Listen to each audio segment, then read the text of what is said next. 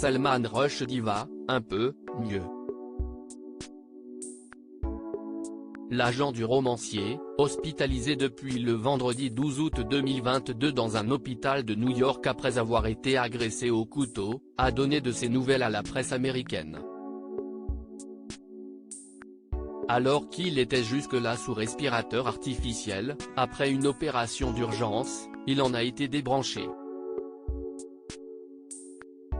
Il a même pu dire quelques mots.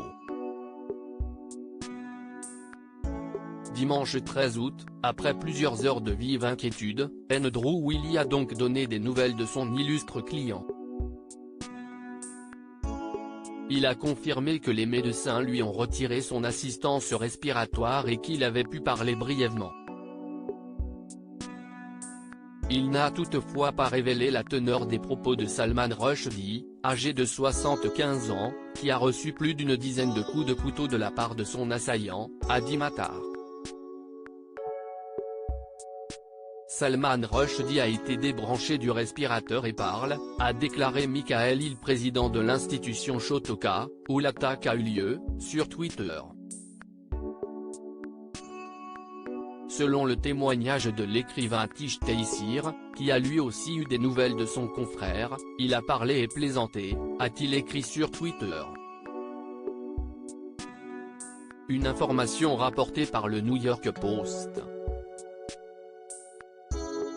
Mais l'état de santé de Salman Rushdie, sous le coup d'une fatwa lancée en Iran depuis les années 1980 à cause de son livre Les versets sataniques, reste préoccupant.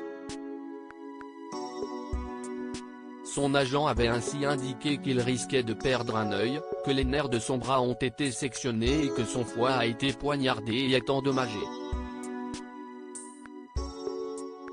Il ne sortira pas de l'hôpital avant un long moment. La police a désormais placé en détention son agresseur, motivé par la prime de 3 millions de dollars contre la mort de l'auteur, qui a été présentée à un tribunal dans la foulée.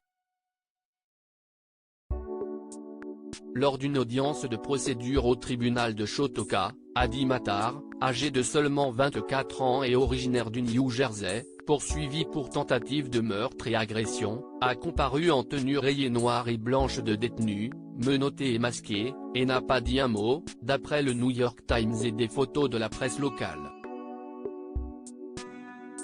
Il a plaidé non coupable.